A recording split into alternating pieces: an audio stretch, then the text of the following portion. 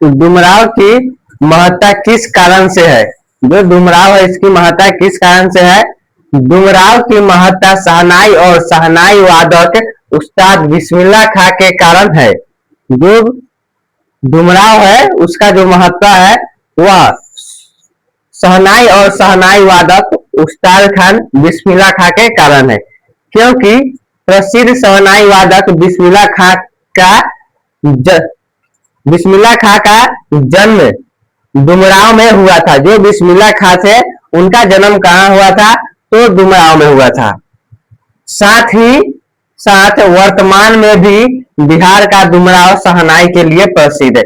साथ में जो बिहार का जो डुमराव है ना वह वर्तमान में शहनाई के लिए प्रसिद्ध है।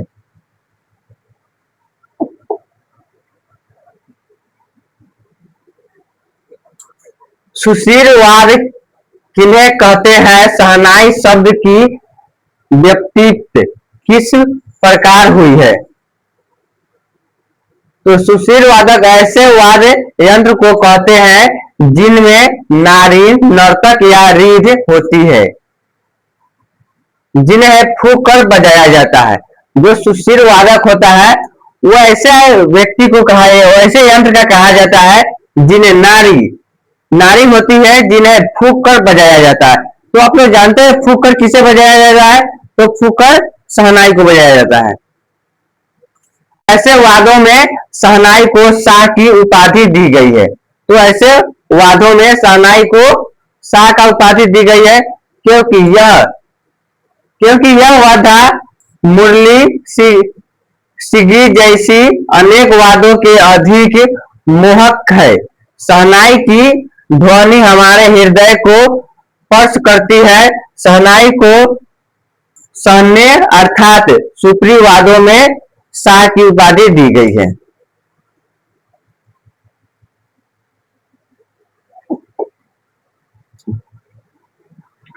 बिस्मिल्लाह खां सजेदे में किस चीज के लिए गिड़गिड़ाते थे? इससे व्यक्तियों का कौन सा पक्ष उद्दीपित होता है? तो जो बिस्मिल्लाह खां जब इबादत में खुदा के सामने झुकते तो सजते हुए गिड़गिड़ाकर खुदा से सच्चे सुर का वर्धमान मांगते थे। जो बिस्मिल्लाह खां थे जब वह खुदा के सामने वह झुकते थे तो सज्जे में गिड़गिड़ा कर खुदा से सच्चे सुर का वर्धमान मांगते थे। इसमें यह पता चलता है कि खां साहब धार्मिक, संवेदनाशील एवं निर्भीक मानी थे। संगीत साधनता हेतु समर्पित थे और साथ ही साथ अत्यंत विनम्र थे।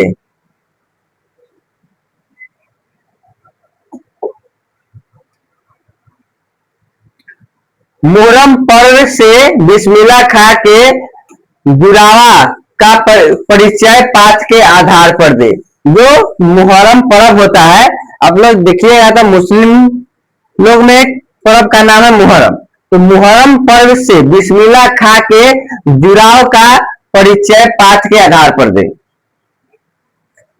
तो बिस्मिल्लाह खां सच्चे और धार्मिक मुसलमान है। जो बिस्मिल्लाह खां वो क्या है? तो सच्चे एवं धार्मिक मुसलमान है। मुहर्रम में उनका जो रीति रिवाज था उससे वे मानते हैं। जो मुहर्रम में उनका रीति रिवाज होता है वह बिस्मिल्लाह खां जी मानते हैं और व्यवहार में लाते हैं बड़े कलाकार का सहज मानवीय रूप उनमें आसानी से दिख जाती है।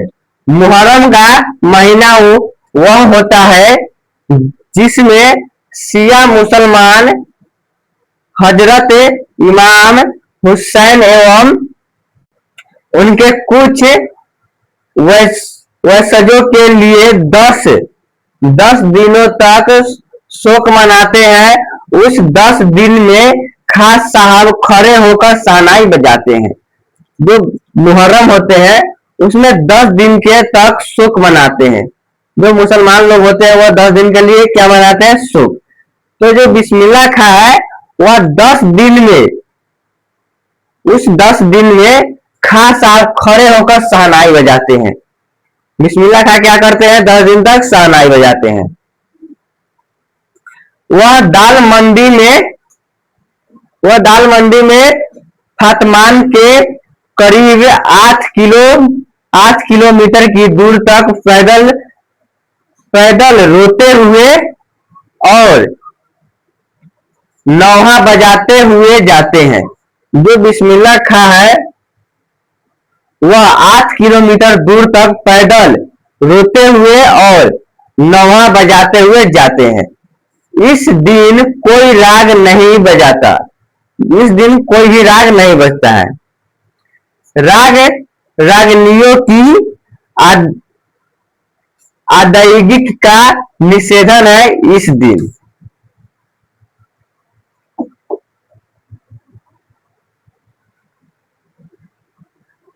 संगीतमय कचौड़ी का आप क्या अर्थ समझते हैं?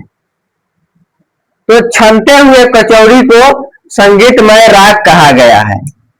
जो आप कचौड़ी आप लोग समझते होंगे, तो छनते हुए कचौड़ी को क्या कहते हैं? संगीतमय का राग कहा जाता है।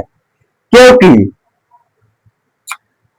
जुलगुम जब कलकाते कल कल कलाते कलकलाते घी में कचौड़ी डालती थी।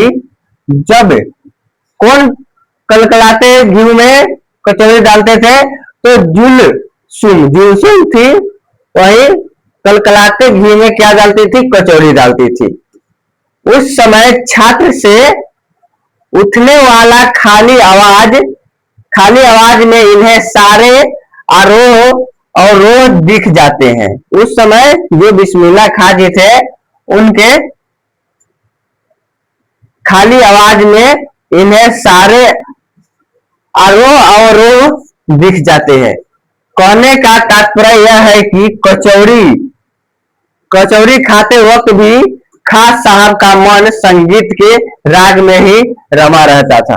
जो बिस्मिल्लाह खां थे उन्होंने कचौड़ी खाते समय भी उनका जो मन था वह कहाँ? संगीत के राग में ही रमा रहता था।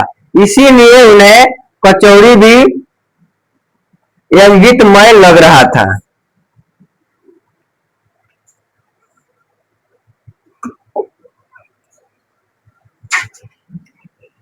बिस्मिल्लाह खां जब काशी से बाहर प्रदर्शन करते थे तो क्या करते थे?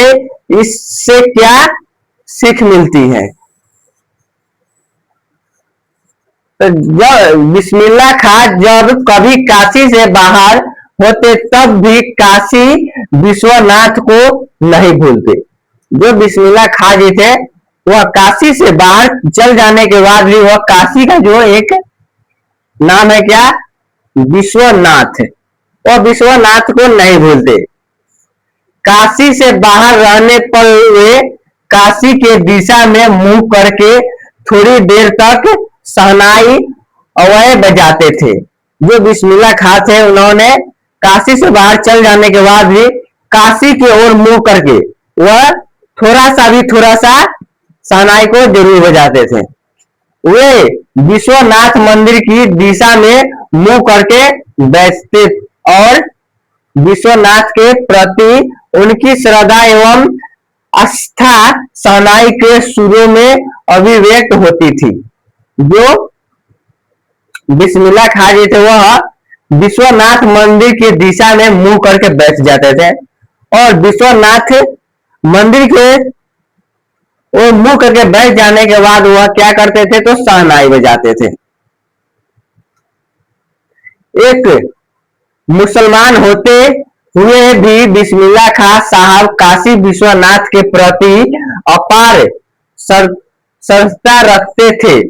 इससे धार्मिक दृष्टि से उदारता एवं समन्वयता की सीख मिलती है। हमें धर्म को लेकर किसी भी प्रकार का भेदभाव नहीं करना चाहिए। तो जो कवि है उनका कहना है कि जो बिस्मिल्लाह खां है वह मुसलमान होने के बाद भी वह काशी विश्वनाथ के प्रति अपार श्रद्धा रखते थे। इससे धार्मिक दृष्टि के उदारता एवं समानता की सीख मिलती है। अतः हम लोग को धर्म को लेकर किसी भी प्रकार का भेदभाव नहीं करना चाहिए।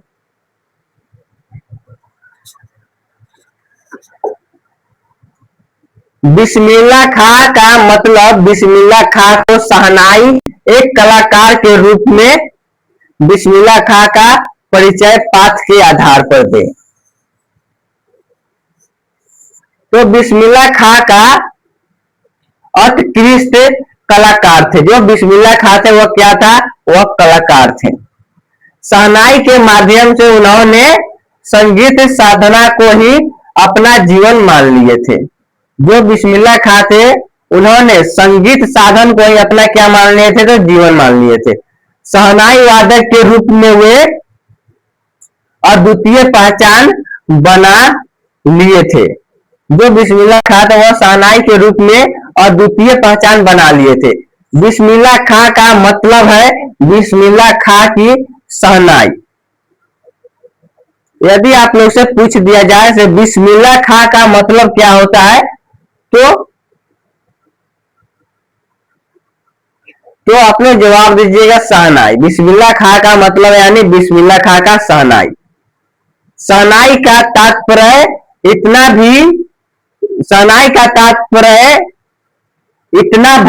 इतना भर कि बिस्मिल्लाह खां की फूंक और शहनाई की जुदाई आवाज का असर हमारे सिर चढ़ कर बोलने लगता है। खां साहब की शहनाई से 7 सुर ताल के साथ निकल पड़ते थे। खां साहब और शहनाई एक दूसरे के पर्याय बनकर संसार के सामने उभरते थे।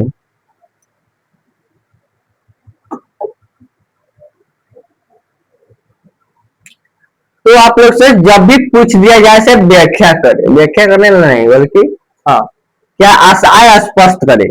चलिए, तो 1 नंबर क्वेश्चन है, फता सुर न बस। लुगिया का क्या है? आज फती है तो कल सिल जाएगी। तो जब व्याख्या करने के लिए आप लोग को बोले तो सबसे पहले आप लोग क्या लिखेगा? व्याख्या प्रस्तुत पंक्ति हमारी पाठ्य पुस्तक गोधनी भाग से लिया हुआ था, गोधनी भाग लिखिएगा। अब भाग 2 लिखिएगा कि नौबत खाने में इबादत नामक पाठ से लिया गया। तो जिस चैप्टर से लिया गया होगा उस चैप्टर का पहले नाम लिख लीजिएगा। तो इसे क्या लिया गया है? नौबत खाने में इबादत नामक पाठ से लिया गया है, इसीलिए नौबत खाना क्या इबादत पाठ नामक का नाम लिखा गया है। इन पंक्तियों का संबंध उस संदर्भ से है जब एक शिष्य ने डरते डरते बिस्मिल्लाह खां से पूछ रहा कि बाबा आप फती तहमद क्यों पहनते हैं। जब बिस्मिल्लाह खां का एक शिष्य था, वह डरते डरते हुए पूछ रहा है बिस्मिल्लाह खां जी से, बाबा आप फती हुई तहमद क्यों पहनते हैं? आपको तो भारत रत्न मिल चुका है। जो बिस्मिल्लाह खां थे उनको क्या मिल चुका था? तो भारत रत्न मिला हुआ था। अब आप ऐसा न करें। जो उनका शिष्य है वह कह रहा है अब आप ऐसा न करें। तब सहज भाव से खां साहब ने शिष्य को कहा, अरे पगली, भारत रत्न को शहनाई वादक पर मिलता है, न इस लुंगी पर। नहीं, न मिला। जो बिस्मिल्लाह खां है उनका क्या नाम है कि वो अपने शिष्य से बोलते हैं कि अरे पगली,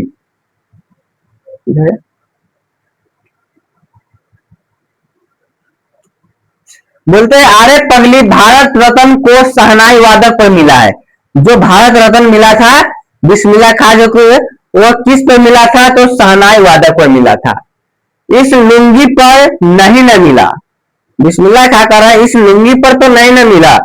अगर तुम लोग की तरह बनावट सिंगार में मैं लग जाते तो मेरी उम्र ही बीत जाते। बिस्मिल्लाह खां कह रहे हैं यदि हम तुम लोग की तरह हम बनावट सिंगार में जब लग जाते तो मेरा उम्र ही खत्म हो जाती और मैं यहाँ तक नहीं पहुंचता। और बिस्मिल्लाह खां वहां तक नहीं पहुंचते। तब मैं तब मैं रियाज खाक करता, फटी लूंगी तो मैं सिलवा लेंगी, लेकिन फटा हुआ राग या सुर लेकर क्या करूंगा। अतः ईश्वर रहम करे और सुर की कोमल बचाए रखे।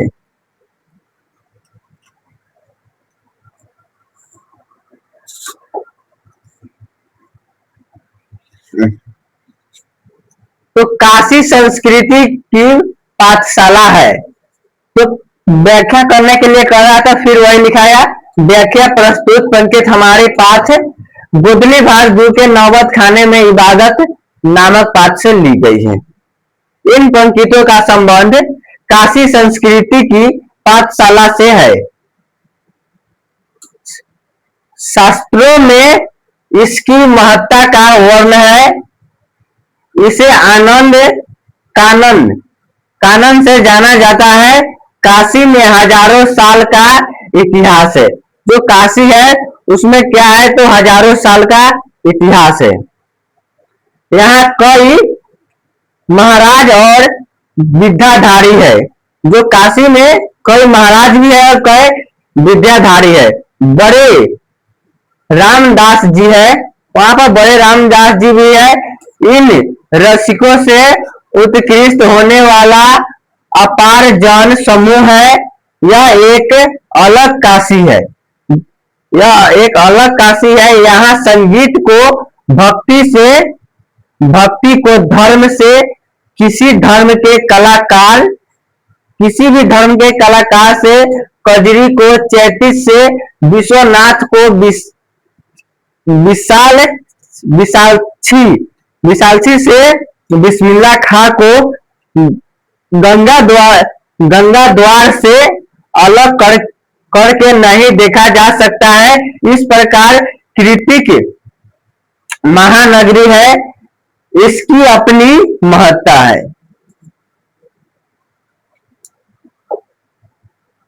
बिस्मिल्लाह खां के बचपन का वर्ण पाठ के आधार पर दे। जो बिस्मिल्लाह खां उनका बचपन का वर्ण क्या करना है, पाठ के आधार पर देना है। तो करमुद्दीन यानी उस्ताद बिस्मिल्लाह खां का जन्म डुमरांव में हुआ था। बिस्मिल्लाह खां का एक भी नाम क्या है, कमरुद्दीन। कमरुद्दीन या उस्ताद बिस्मिल्लाह खां का जन्म कहाँ हुआ था, तो डुमरांव में। बिहार के एक संगीत प्रेमी परिवार में हुआ था। उनका एक बिहार के संगीत प्रेमी परिवार में हुआ था बिस्मिल्लाह खां का जन्म। 5 से 6 वर्ष का उम्र में ही वह डुमरांव से अपने ननिहाल काशी चले गए। जो बिस्मिल्लाह खां थे उन्होंने 5 से 6 साल के वर्ष में वह डुमरांव से वो अपने ननिहाल, यहाँ उनका ननिहाल था कहाँ, काशी। तो उन्होंने काशी चले गए। बिस्मिल्लाह खां उस्ताद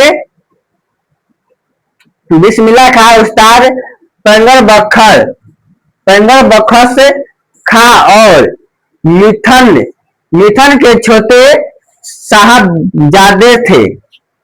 वह प्रतिदिन पुराना बालाजी का मंदिर, जहां बिस्मिल्लाह खां को नौबत खाने रियाज के लिए जाना पड़ता, मगर एक रास्ता बालाजी मंदिर तक जाने का उनके लिए अलग था। जो बिस्मिल्लाह खां थे उनको एक रास्ता अलग ही था, कहां जाने के लिए, बालाजी मंदिर तक जाने के लिए। क्योंकि यह रास्ता रसूलन बाई और बतुलन बाई के यहाँ से होकर जाता था।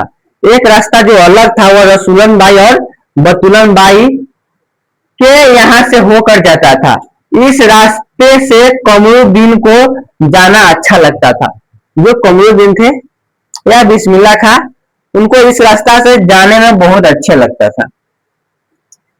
इस रास्ते न जाने कितने तरह के बोल बनाओ कभी ठुमरी, कभी टप्पे, कभी दादरा के मार्फत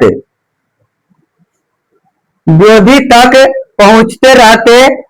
रसूलन और बतूलन जब गाती तब कमरुद्दीन को खुशी मिलती थी। जब रसूलन और बतूलन गाती थी तब कमरुद्दीन जी को क्या मिलता था? खुशी मिलती थी। 4 साल का उम्र में ही नाना की शहनाई सुनते और शहनाई को ढूंढते थे। जो बिस्मिल्लाह खां थे उन्होंने 4 साल की उम्र में ही क्या करते थे? तो नाना जी की शहनाई सुनते थे और शहनाई को क्या करते थे? तो ढूंढते थे। उन्हें अपने मामा का समध्यक्ष भी बचपन में शहनाई की कौशल विकास में लाभिन्नता किया। साल की उम्र में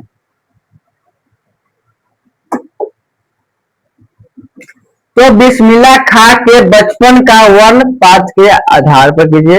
ये तो अभी पढ़ा दिए हैं, ये डबल टाइप हो गया है। चलिए, तो बिस्मिल्लाह खां का जन्म कब और कहां हुआ था? तो आप लोग को पता है बिस्मिल्लाह खां का जन्म कहां हुआ था? तो डुमरांव में। और 1916 ईस्वी में उनका जन्म हुआ। किस गांव में हुआ था या किस राज्य में हुआ था? तो बिस्मिल्लाह खां का जन्म क्या हुआ था? कब हुआ था? 1916 में और डुमरांव में हुआ था। याद रखिएगा, इस क्वेश्चन को क्या किया जाता है? ऑब्जेक्टिव में पूछा जाता है, आप लोग ध्यान रखिएगा। बिस्मिल्लाह खां को संगीत के प्रति रुचि कैसे हुई? तो बिस्मिल्लाह खां को संगीत के प्रति रुचि रसूलन बाई और बतूलन बाई के तप्पे ठुमरी और दादरा के सुनकर हुई।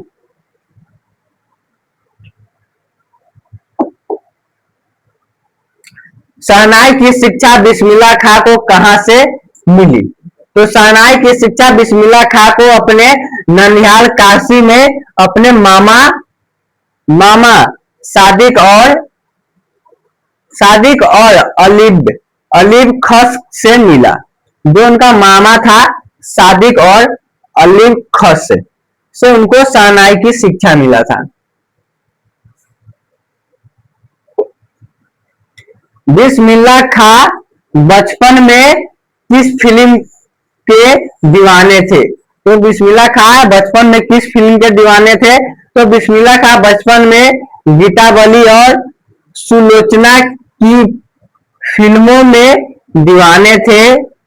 सुलोचना उनकी प्रिय हीरोइन थी। जो सुलोचना थी उनकी क्या थी? प्रिय हीरोइन थी।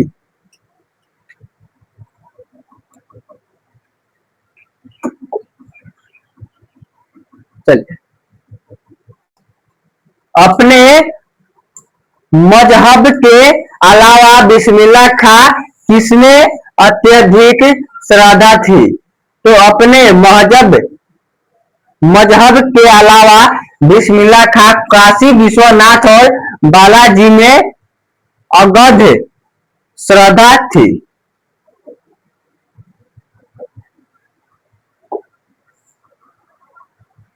बिस्मिल्लाह खां किसको जनतंत्र मानते थे? बिस्मिल्लाह खां किसको जनत्र किसको मानते हैं? तो बिस्मिल्लाह खां शहनाई और काशी को जनत्र मानते थे। बिस्मिल्लाह खां किसके पराये थे? तो बिस्मिल्लाह खां शहनाई के पराये थे और शहनाई उनका। जो बिस्मिल्लाह खां थे वह किनका पराये थे? तो शहनाई का। शहनाई किनका था? तो बिस्मिल्लाह खां जी का। बिस्मिल्लाह खां को जिंदगी के आखिरी पड़ाव पर किसका अफसोस रहा? जो बिस्मिल्लाह खां थे वह जिंदगी के आखिरी पड़ाव पर थे, तो उनको किनका अफसोस था? तो बिस्मिल्लाह खां को जिंदगी के आखिरी पड़ाव पर संगीतों के लिए गायकों के मन में आदर न होने, चैता कजरी के गायब होने और मलाई शुद्ध घी की कचौड़ी न मिलने का अफसोस था।